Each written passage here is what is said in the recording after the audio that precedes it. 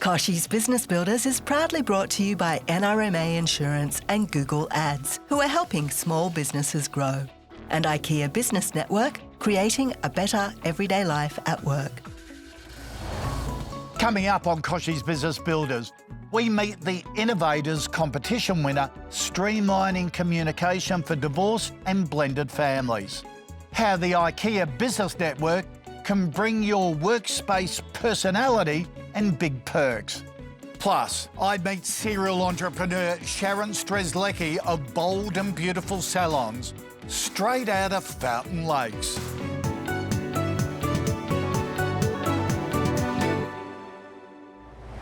G'day and welcome to another episode of Kochie's Business Builders, where we uncover the stories behind thriving small businesses and offer expert advice to help them soar to even greater heights. Thanks for joining us.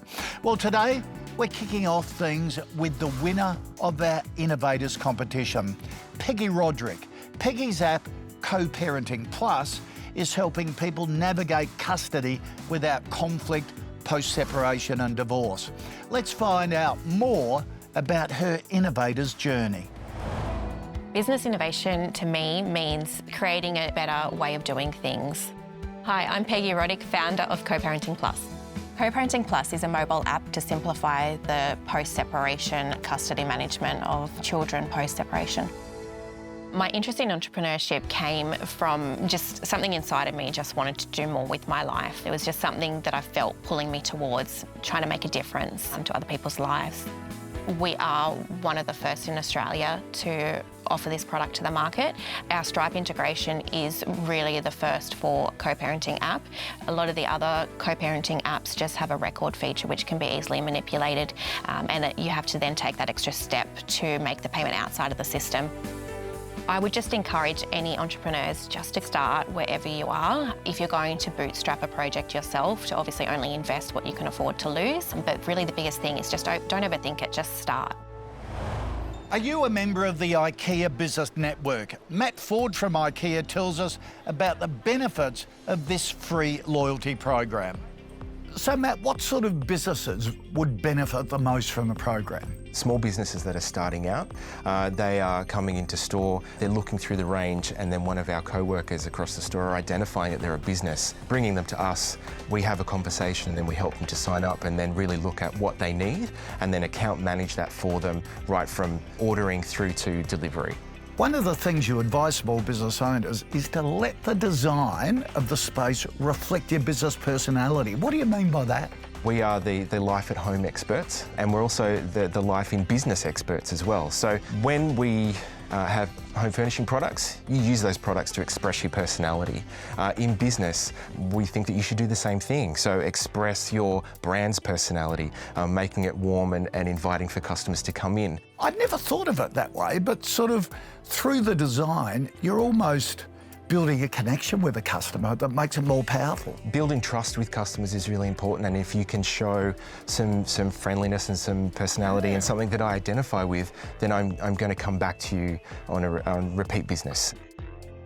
If it's a cafe and we've helped you to design that space, we want to make sure that the customer's comfortable, and maybe they might have a second coffee or a third coffee and a piece of cake so they stay around a little bit longer. So it's really important to have your personality incorporated into your small business, and people build trust and come back to you. Coming up after the break, special guest Sharon Strzelecki bowls us over with a booming business you'll have to see to believe.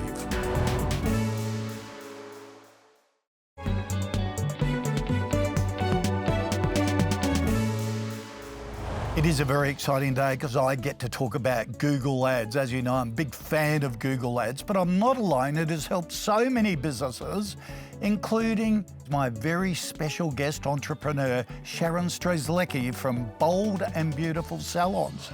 Sharon, welcome. G'day, Kochie. I'm a bit excited. Thanks for having me.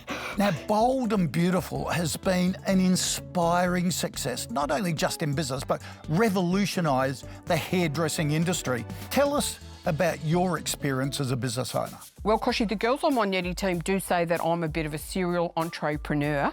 Silicon Valley Strzelecki, they call me sometimes. And this is my bit of a scissors injury. My third business, if you include the time I sold T-shirt designs of my favourite cricket hunks from the back of my car at the MCG. And that was doing great until they told me to stop. So who inspired you with this business idea? I was looking in the mirror one morning and I realised how much I love bowls of all kinds, you know, bowls of pasta, salad bowls, lawn bowls. They bring people together, Kochie. So, you know, whoosh, the spark went off and I decided to start Bold and Beautiful salons that specialise in bowl cuts. It was slow at first, you know. I don't think I was getting to the right people. And that's when I first really got into Google Ads, Kochie, because would you believe it, it was the Garbos that got me onto it. They reminded me there was a whole thing called Google Ads that let customers find you, you know, online. How long did it take you to work it out? Well, Kochie, you know, I thought it might be a bit techie for me, but then I got into it and I realised it was really just 3 steps to get Google Ads going. And like they say, I mean, that is less than half the number of steps in the Macarena, and I nailed that. It sounds like you found it really easy to get going. It is, Kochie, and the best part is anyone could do it, you know. I mean, me, you know, you, Kochie, and using the audience too. I mean, I even did a video about it, how to set up your first campaign. It's on YouTube's. Sharon, what's been the reaction, say, from the general public? It's been bonza, Kochie. I mean, you'd be surprised how many people are searching for bowls of all kinds. Now most of Fountain Lakes knows about me. Me, Sharon, Sharon Strzelecki. That is brilliant, Sharon. It is so inspiring. Tell me about the future of Bold and Beautiful. What's ahead for you? Well, I reckon we could open it up to even more people. I mean, people such as, you know, yourself, the follicularly challenged who don't have much of a bowl to work with. Oh, tell me more. Well, we're developing a range of bold and beautiful wigs. So the Bald, Bold and Beautiful. Oh my God, that is genius. Oh, we'll get them up on the online store. Oh, Kochie, do you want to get in on the ground floor? I would love to be your angel. Investor. Fair enough. Kochie, we need some before and after shots for the website. And you know what? It'd be a lot cheaper if you just did it. Well, I'm keen to reduce your overheads. No, the whole point is to add to your overhead. Actually, Kochie, you know, I have a promo type right here. Should we give it a go? Oh. Sharon Strzelecki from Bold and Beautiful, thanks for joining us. So what do you think? Do you like it? Oh, nice. Yeah, I think it looks great. You going out tonight? I wasn't, but... Oh, no, you got to. This has got to be seen to be believed. After the break, get ready to sink your teeth into the juicy details as Matt Palise, MD of Red Rich Fruits, shares how his company is shaking up the fruit and veggie market.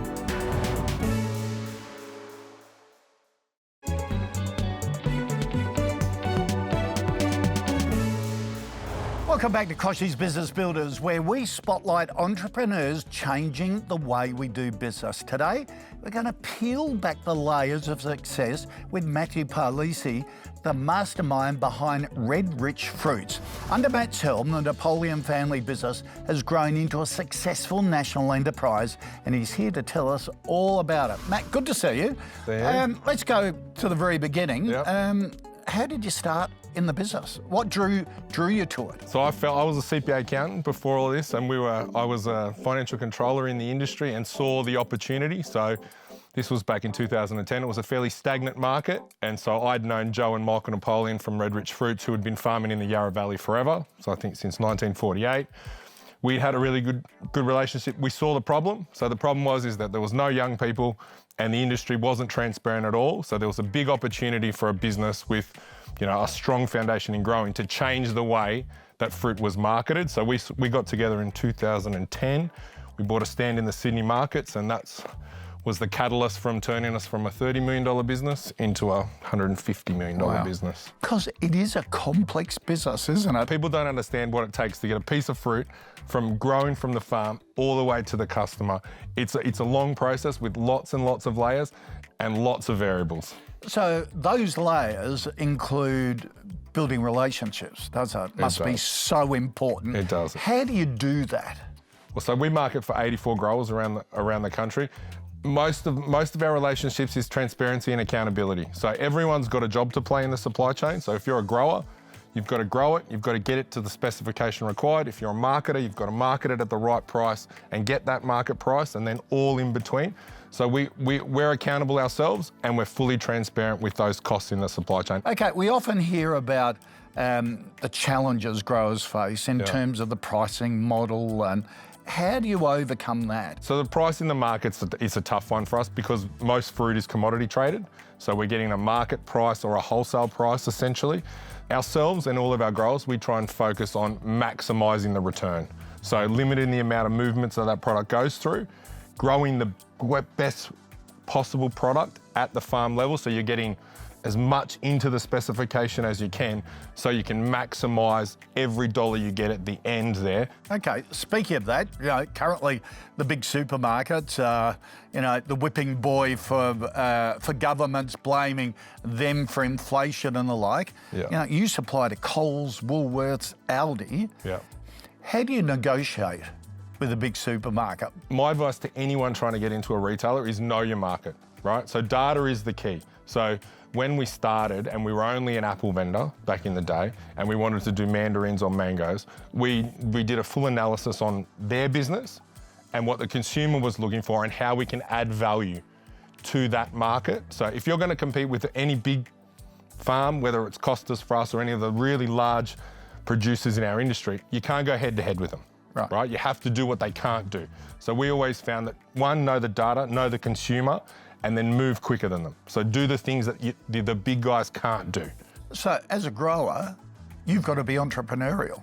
Look for new products that are undersupplied to the market. Be nimble. Yeah, or better ways to do things. Growers, in my view, are some of the best business people in the world because they're facing more challenges than everybody else. So it's weather, they're facing markets, they're facing technological advances. They've got all these variables thrown at them. So every day you have to overcome something. So how do you use technology?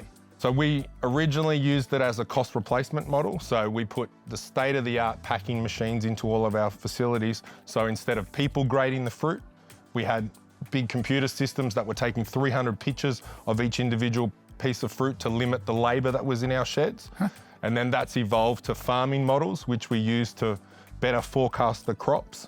So where it records all of the water use, the size of the fruit throughout the growing process, the weather conditions, whatever it is, and that'll forecast our crops better. So we want to know what we've got before we've got it, and then we've got a huge stock management system which tracks from when it's harvested, from when we ship it to a retailer, and all of the costs associated through that chain. Wow.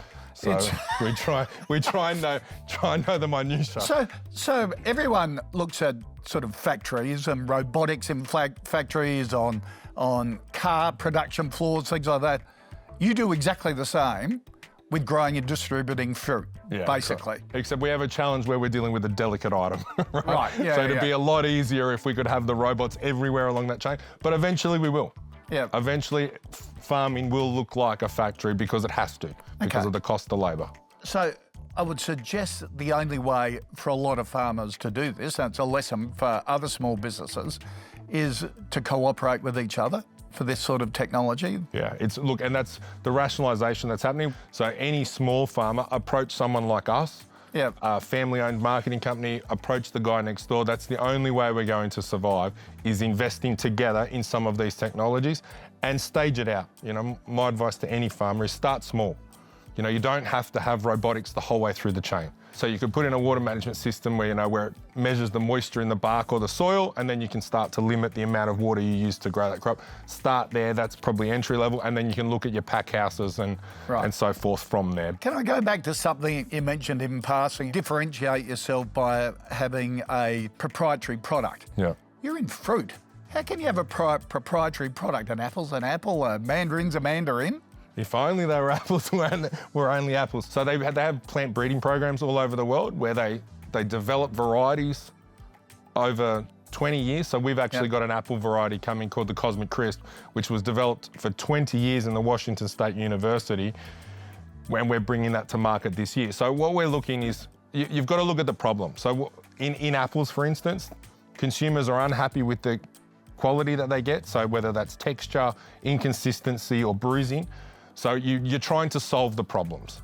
So what's Cosmic Crisp going to be when I see it on the supermarket shelves? It is. How's it going to be different? So for us, it's different because it's consistent. So it's juicy, crunchy, and bright and beautiful. It doesn't brown, and it'll be the same experience on the shelf every day of the year.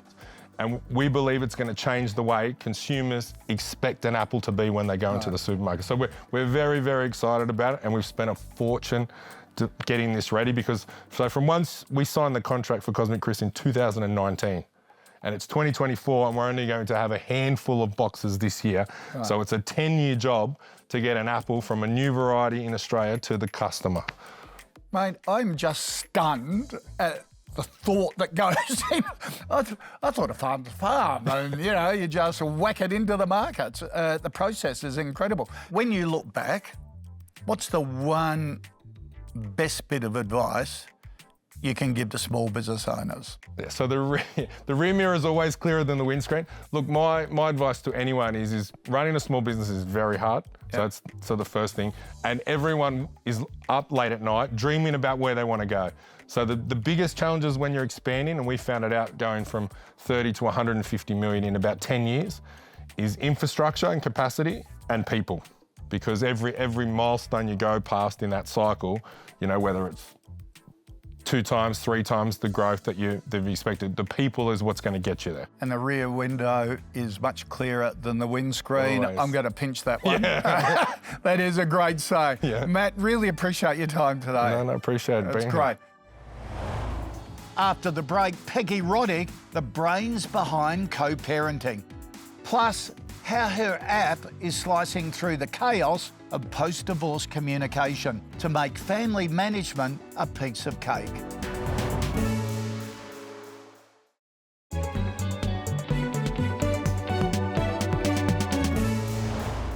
Welcome back to Kochie's Business Builders. Well, it's time to reconnect with Peggy, the visionary behind Co-Parenting Plus, as we delve into the world of innovative solutions for modern families.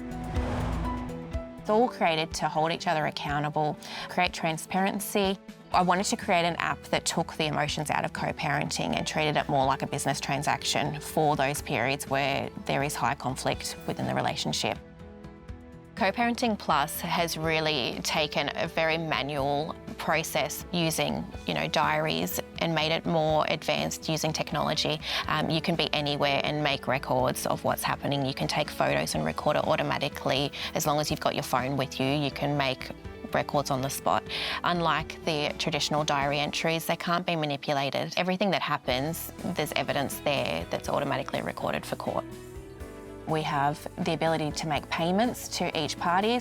We have instant messaging abilities, which isn't editable. You can't delete anything, so you can't go and change records after they've been sent. We also have the inclusion of support people. So you could add grandparents or your partner, step-parents, to the app, which creates that added extra layer of accountability to the person that's sending the messages. A lot of the abuse and things like that happen behind the scenes, whereas if it's more in your face and other people can see it, I think that will really make people take a step back and be a bit more accountable for their actions. Everything within the app is automatically exported for court use. I grew up in a household with really high conflict parents, to the point where my grandparents actually took over custody of me and my brothers and sisters. All through my childhood, my grandmother had physical notebooks where she was writing down everything that happened between my parents, and she used those in court. So that was the main inspiration. And then after my divorce a couple of years ago, if I look at my own situation, I think that if I had have used an app like Co-Parenting Plus in the beginning, it would have taken a lot of the emotions out of my relationship with my ex-partner in the early days of our divorce. Now I am working with offshore developers. So I took my idea to the company, and then you go on a process of developing. You go through creating the UI and the UX, which is sort of staging out all the different pages that you want. It was about a 3-month process of backwards and forwards. That process was $20,000 before you even get a quote of how much the app's going to cost. So I think Co-Parenting Plus is really needed in society at the moment. As soon as there is a separation, there's always going to be some degree of conflict. So I really want to encourage people to use Co-Parenting Plus from the moment of separation. In my opinion, it's too late by the time it gets to the family law proceedings or gets to the high conflict part of their relationship. At that stage, the kids are already being affected. So if we can minimise the impacts on the children and start using an app like this from the very beginning, then I think it's obviously going to be more beneficial for the children.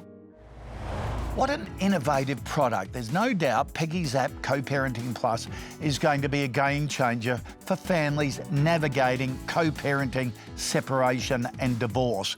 If that sounds like you and you want to find out more about her app and how it can streamline your communication, go to coparentingplus.com to find out more. But that's just about all we have time for today. Remember, if you're looking for tips, the latest news or expert advice 24/7, you can find them online at kochiesbusinessbuilders.com.au or follow Kochie's Biz on Facebook, LinkedIn, Insta and X. See you next time. Next week on Kochie's Business Builders, do good, feel good. The entrepreneur connecting customers with brands that give back. Plus, Mad Mix founder Clovis Young's spicy success story.